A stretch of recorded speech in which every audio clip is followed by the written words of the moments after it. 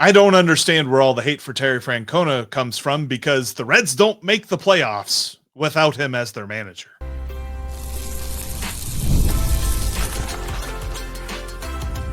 You are Locked On Reds, your daily Cincinnati Reds podcast, part of the Locked On Podcast Network, your team every day.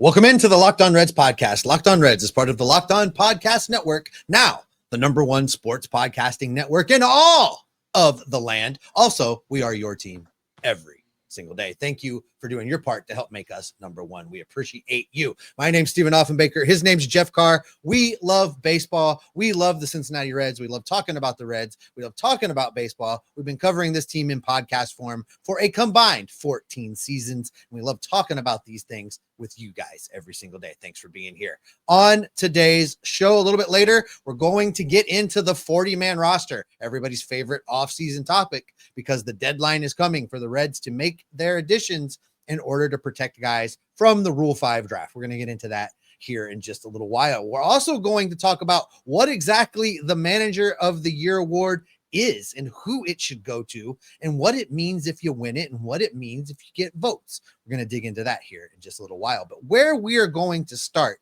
is with a topic that is probably going to generate a lot of comments in the comment section, Jeff, because we're going to talk about whether or not Terry Francona deserves more credit than he's been getting or doesn't deserve the credit that he has been getting. We're going to get into that on today's episode that is brought to you by Game Time.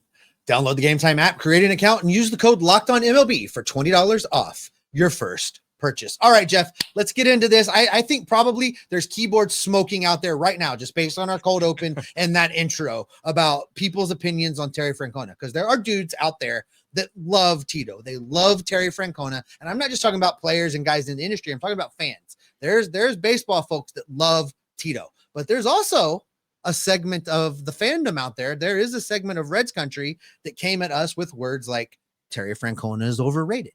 They came to us with words like, this is no different than if David Bell had been here all year. And I think that's unfair, because you nailed it. In fact, you stole my words for the cold open, which were the Cincinnati Reds do not make the playoffs if Terry Francona was not the manager of this team in September.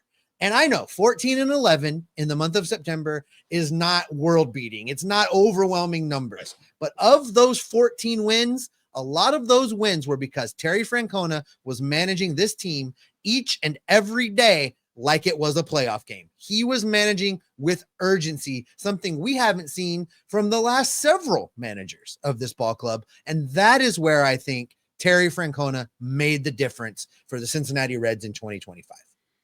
I would like to ask the people watching on YouTube, or if you're listening on your favorite podcast app, get into the comment section on YouTube and tell me exactly what your beef is with Terry Francona. Now, ask yourself, is that different from any beef you've ever had with any other manager? And if it's not, then, you're being a good baseball fan. There is no good baseball fan who goes an entire year without complaining about their manager. We do not think that Terry Francona is perfect.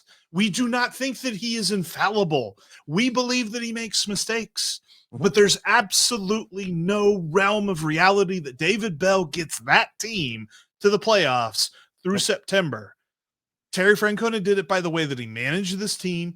He did make some mistakes in September. He wasn't perfect, but the way that he managed the bullpen, the way that he moved the lineup around, the way that he was able to manipulate the guys on this roster is the reason that they made it to October. And the reason that I say all of that, Steve, is simply this. Who is this team's MVP? See, this is a much harder question than it probably should be. And because we can't name him right away, it's Terry Francona's show, baby. You're not wrong, because the easy, lazy answer is Elly De La Cruz. And that's really a response to hype in the face of baseball and all the things we thought Elly was going to be. He's the box score MVP. Yeah.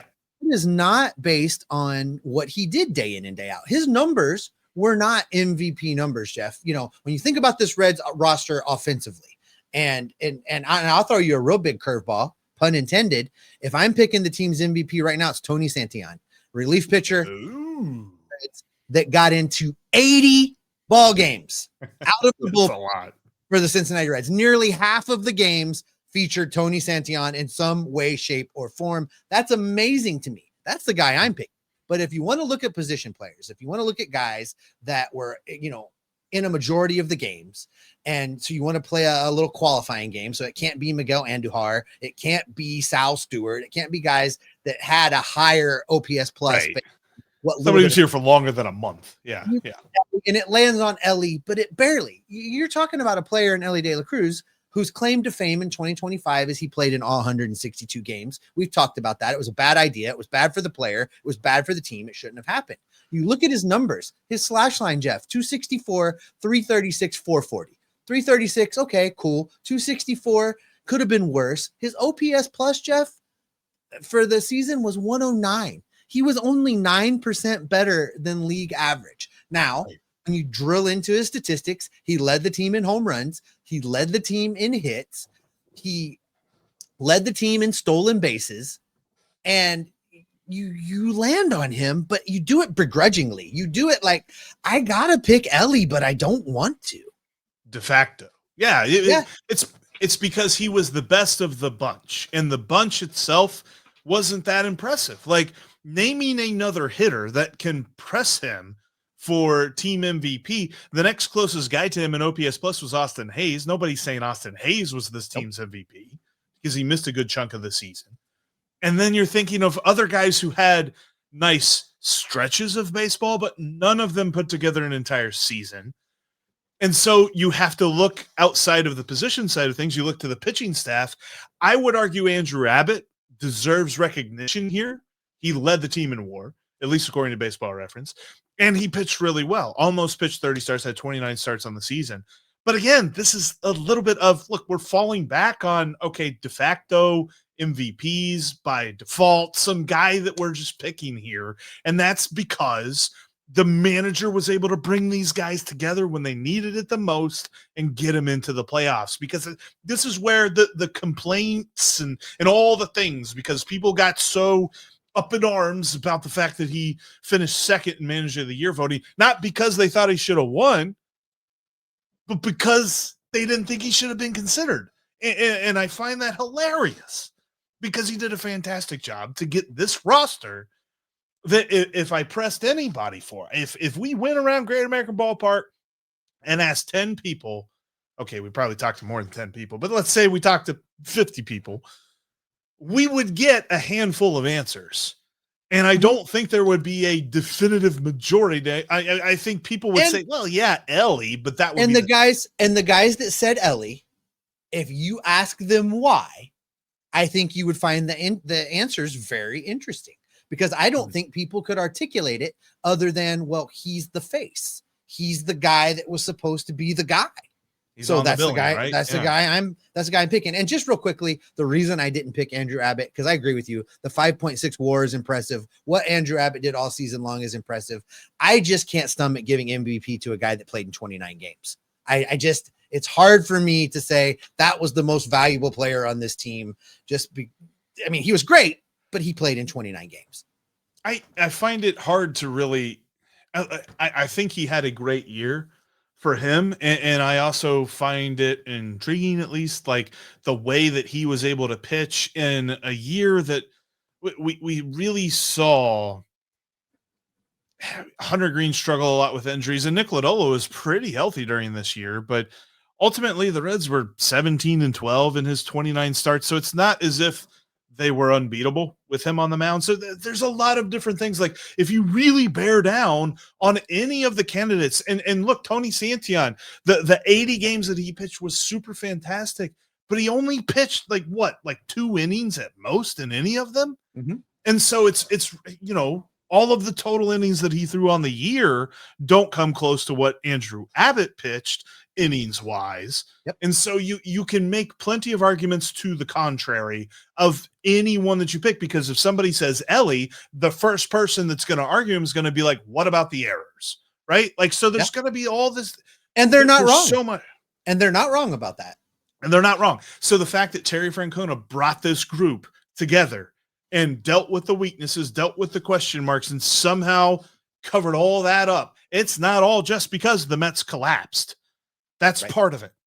Terry Francona led them to the postseason. And I think it's intriguing because people like to belabor the second place finish in the manager of the year voting because they don't understand the award for manager of the year. Hey, a Cincinnati sports team actually won this weekend. Yeah, it was the Cincinnati men's basketball team. They beat Mount St. Mary's 72-55 on Sunday afternoon. Their next game is a huge one. They face Louisville. Quite frankly, that's going to be a tough game, and it's going to be all over on FanDuel that you can take advantage of it, whether it be the over-under when it comes to the total points in the game, whether it be the money line, and quite frankly, with this offer that they have right now for new users, the money line's the way to go with most things because you place a $5 wager, and if it wins, you get $300 in bonus bets. You're not going to find that kind of odds anywhere on a bet that probably actually is going to hit. I mean, you could probably bet on the Bengals to beat New England on Sunday, but that's really not going to happen. We'll talk about that probably at some point this week. But I know this, the men's basketball team for Cincinnati is doing their thing. Louisville might be a tough one. I will say the money line on that one might be a little bit tough, but the rest of the way, non-conference, man, especially when they play that team from Norwood, chef's kiss. They're going to get that dub. So check them all out over at FanDuel. New users, $5 can win you $300 in bonus bets. Download FanDuel today. Thank you for making Locked On Reds part of your everyday routine. If you are not an everydayer, we urge you to hit that subscribe button. Make us your first listen. Appreciate those who do. And we want to thank you for making Locked On the #1 sports podcast network here in the country. It's awesome. You're awesome. Please make sure you subscribe if you already aren't. We're going to be with you all throughout the offseason, talking about all the rumors and stuff, but really wanting to bear down on this Terry Francona finishing second in Manager of the Year award voting, and folks seem to be very upset about that. And not because they thought he should have beaten Pat Murphy, but because they didn't think he deserved consideration. And I want to point out what the Manager of the Year award is, because we believe that he firmly considered or what firmly deserved consideration. Didn't think he should win because we thought Pat Murphy should win, because Manager of the Year does not just go to the best manager in a vacuum. And we'll get to whether or not that should actually be the case. Manager of the Year in both American League and National League go to the teams whose expectations did not line up with how they actually played in the year, because the Brewers, not really a whole lot of expectations going into the year. The expectations were, well, by default, it feels like they'll win the NL Central, but they didn't seem to have that good of a team. 97 wins is a crazy amount of wins. And then on the American League side of things, the Guardians were left for dead at the beginning of the season. And then in the month of September, had the craziest month of September ever, and Stephen Vogt gets the win. The Manager of the Year award goes to the guy whose roster does not produce just otherworldly expectations as we go into opening day. I mean, you have to look at some of the things that went on in baseball, and it can really help you answer the question of what this award should be. Because ask yourself this: if the Dodgers had not won the World Series, Dave Roberts' season would have been considered a failure. Yeah. The Dodgers winning the World Series isn't considered a victory for Dave Roberts. That's exactly what was supposed to happen. It was an expectation. Pat Murphy, look, there were times you and I wondered last offseason, the Brewers could win this division, or they could blow that whole team up and start from scratch and come again anew in 2026. We weren't quite sure what they were going to do. And they just went out and were the best team in baseball. They just went out and won 97 baseball games when they should not have won 97 baseball games. That should not have been how this season played out. And yet that is how it played out. And Pat Murphy is a big driving force behind what that team was able to do, and keeping those guys motivated and keeping those guys focused and being a difference maker in a roster that should not have performed the way that it did. That's why Pat Murphy is the Manager of the Year.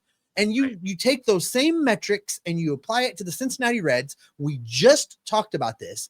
If it had been David Bell in the dugout in 2025, the Cincinnati Reds would not have continued to scratch and claw and fight their way through the month of September to be around to take advantage of the New York Mets collapse. They would have been far behind. They would have been gone. That would have been David Bell's deal, getting everybody ready for their vacations when the season ended. Terry Francona approached every single game like he had to win today, because he did. He treated every game like a playoff game. And that's why he gets manager of the year votes, because he managed to keep them at 14-11 in a month where they could have just as easily quit on him. And he overcame Elly's errors, and he overcame a pitching staff that was getting tired, and he overcame a bullpen that had guys that appeared in 80 baseball games. He overcame all of that and kept that team focused and kept them relevant and ultimately got them into the playoffs.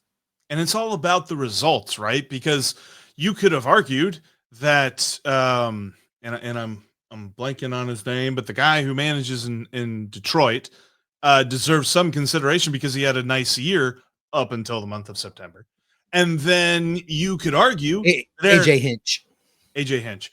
And then you could argue that Aaron Boone should have gotten some consideration because his team had one of the best records in the National League, but he didn't get consideration because that's what they were supposed to do. You don't get credit for doing what you're supposed to do based on your roster and how it's built, your payroll and how big it is and all this other stuff. So this award will always favor Central Division teams because Central Division teams never splurge on their roster. They never go crazy spending. And quite frankly, you could have made a pretty good argument for Mike Schilt in San Diego and how the Padres played. But again, their roster was much talented than the likes of the Brewers and the Reds and things like that. So there's this level of, all right, where's your roster at? How good's your manager got to be? There's a very small gap there as to what exactly they are considering somebody who could be in this awards running. So that's why Terry Francona was there, because this roster changed very little. This roster still had a bunch of guys that were very unproven. And quite frankly, at the end of the year, let's answer this. How many of those guys proved a lot of stuff? Not many of them. So when you don't have all of those answers on the roster, it's clear that the guy leading the roster deserves his recognition. And so that's why he was in this manager of the year thing. Like, we could argue in a vacuum who the better manager is in the league right now. But that's not what this award is. And now, should it be? That's the age-old question about like MVP and stuff. Like, goes back to 2017 whenever Giancarlo Don't Call Me Mike Stanton beats out Joey Votto for the MVP. And I don't recognize that. Joey Votto is the 2017 MVP. But the reason that he did that is because he had more homers and RBIs. So what is the MVP award? Is it a box score award, or is it who was the most valuable to their team if you take them off that team and all this other stuff? There's so many different ways to view these things, but understanding why they vote the way they vote for manager of the year makes it obvious that Terry Francona should have been no less than the final three, absolutely deserving of the second. And listen, I always have a problem with how these type of votes come out. I'm it's so leader of the charge to take away the vote for Hall of Fame from the writers, leader of the charge to try and find a way to make these things make more sense. But this is a rare example of where I have no complaints about how the voting came out. And, I want to be clear that we have spent a fair amount of time in calendar year 2025 calling Terry Francona out when Terry Francona needed to be called out. When he did things that didn't make any sense, we said so. And we started on opening day when he used Ian Jabot to close a game. And we didn't back off of that. When he did dumb stuff, when he pinch hit for Will Benson with 2 strikes, we called that out because it didn't make any sense. And at the same time, you can still call guys out when they make mistakes. It's a human sport with guys making decisions. They're not going to get them all right. It's not going to be 100%. You can call those things out, but it doesn't diminish the overall picture. It doesn't change the fact of what they accomplished overall. The Manager of the Year award is not a trophy, a prize, a recognition that you just give to the guy that got the most wins or that won the World Series. In this case for the Brewers, they did get the most wins, and Pat Murphy did a lot with less and got those wins and wins the award. But just because Dave Roberts wins the World Series doesn't mean he's manager of the year. The Dodgers spent $450 million. If Dave Roberts hadn't won the World Series, he should be considered on the hot seat. So Right. you look at how the voting played out, and you look at who achieved success with less, and you apply that to the voting, and the voters got it right. And this is exactly how it should have gone. Pat Murphy, tremendous job in 2025. Terry Francona, an excellent job. It wasn't as tremendous as what Pat Murphy did, but an excellent job focusing a team that struggled mightily at times and still managed to keep them and their eye on the prize of getting to the postseason. So I have no qualms at all about saying that Terry Francona deserves the recognition that he's getting. He deserved to be second in National League Manager of the Year voting. I think Pat Murphy did a better job, but Tito's right up there, and I think he deserves that recognition. And those two guys are going to be fighting for it next year too. I firmly believe that. But I know this, absolutely. Steve. There are two guys that the Cincinnati Reds will add to their 40-man roster to protect from the Rule 5 draft. We'll tell you who they are coming up next. The NFL season is in full swing, and honestly, there is nothing better than being in the stadium, surrounded by fans, cheering on your team. But let's be honest, getting tickets can be a real hassle. Between the queues and the login screens and the prices jumping at checkout, it's very, very frustrating. That's where Game Time comes in. If you want to go check out the Bengals against the New England Patriots, you can do that for under $65 right now on Game Time. And if you'd like to see some legit college football, if you'd like to see a future NFL quarterback in Julian Sayin, drive up to Columbus, get your tickets for the Buckeyes taking on Rutgers. You can get in there for under $40 right now on Game Time. Just download the Game Time app, create an account, and use the code LOCKEDONMLB, and you'll get $20 off your first purchase on those already greatly discounted prices. Again, terms do apply. Use that promo code LOCKEDONMLB for $20 off your first purchase. Swipe, tap, ticket, go. Download Game Time today. If you can't watch us here on YouTube, guess what? We are on every single podcasting app that's out there, I think. You can take us on the road with you. Listen to us in the car. Listen to us at the gym. Listen to us while you're taking your walk. We would love to talk some baseball with you there as well. So click the subscribe button in the audio feeds, just like right here on YouTube. All right, Jeff. This protect the players from the Rule 5 draft, get them to the 40-man roster. There is a lot less excitement and angst, I think, involved this year than there has been in some past years. Right now, the Reds 40-man roster sits at 38 players. That leaves 2 spots on the 40-man. And taking a long, hard look around the Reds minor league system, I see exactly 2 guys that need to be protected heading into the Rule 5 draft. I'd agree with you. There's one guy that they could possibly make an argument for, but I don't believe he will be kept. But the 2 guys that will be kept are Edwin Arroyo and Hector Rodriguez. You've heard of both these guys. We've mentioned them at different times. Edwin Arroyo is coming back from a major injury. This past season, he did decently well in the contact department, but again, the power is still a bit of a question mark. And I know that there's been some folks that kind of push back on that, but I'm looking at the ISO power, not just the slugging. And then Hector Rodriguez is a guy whose bat at least will be very intriguing for the Redlegs moving forward. Last season across AA and AAA, he put together a slugging percentage of .450 and an isolated power of 167, so pretty decently there. And kind of monitoring that moving forward, he's a guy that, man, when he makes contact, he can hit the ball a long, long way. The question will be his plate discipline and things like that. His contact rate isn't fantastic, needs to improve a little bit before he makes a big impact on the major league roster, but he should be a guy that will be in the mix at some point next season. Same with Edwin Arroyo, though I think it's less obvious as to how he could get some playing time next year, but might get a cup of coffee, something like that. So a lot of what Edwin Arroyo depends upon is I think he'll start the season in AA, although he did fairly well, right? If you look at his numbers for the 2025 season, Jeff, he played in 120 games for Chattanooga, had a slash line of 284, 345, 371. He's never going to hit for power. His slugging's always going to be kind of down there. But his hitting improved. And again, he's coming off a major shoulder injury, right? We saw the same thing. Spencer Steer, shoulder injury, Matt McLean, shoulder injury. Sometimes those take a lot of time to come back from. Edwin Arroyo got it rolling. I expect he starts the season for a very short stint back at Chattanooga and then gets that promotion to Louisville. And then it becomes a question of what do you do?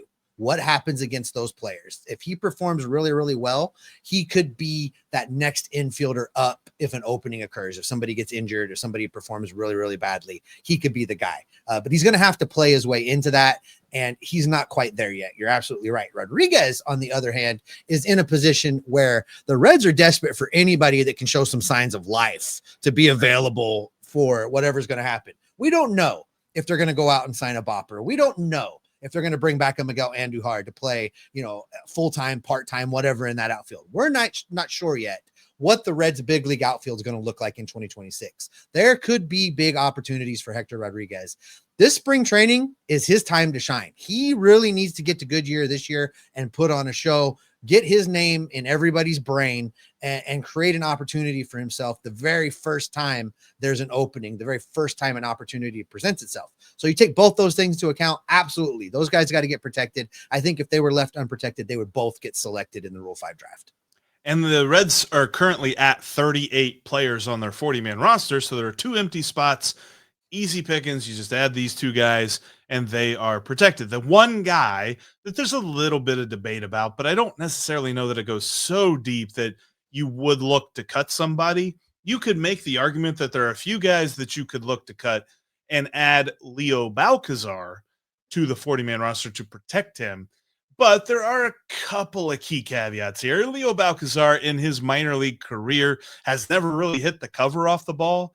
I mean, this past season across multiple levels, he was in Dayton and then he was in Chattanooga for a little bit. Across multiple levels, his slash line was 263, 339, 381. Now, I get it. He's hitting the cover off the ball out in Arizona, doing pretty decently out there. But at the same time, this last year, his entire season, he put together a WRC, which is very close to OPS plus, WRC plus of 106. He's not exactly setting the world on fire. So I could see the Reds opting to leave him unpredicted, although I do think someone, but he's super young. They probably won't take a chance on him in a Rule 5. Because, again, for those who don't know, if you are picked in the Rule 5 draft, you must be added to the team's major league roster of who picked you. And if you're not, then you are offered back to the team you were drafted from for $50,000. So they probably won't protect Leo Balcazar. Yeah, I think I agree with that. And it keeps things simple. Now, the 38 players, if you're looking at the Reds 40-man roster right now and going, really, we're going to keep all of these guys? There are guys on there right now that will transactionally move off the 40-man roster based on their injury history, based on what's going on. So there's guys, Brendan Williamson's on there, Julian Aguilar's on there. These are guys that may not be ready on opening day. They'll slide back onto the 60. They had to come off procedurally. They'll slide back onto the 60 creative. Or on the 10, because if they put them on the 60 at opening day, then they're out for 2 months, period. They don't just go back. And I'm saying I think that could be the case for guys coming off Tommy John. They may not be ready until May, June.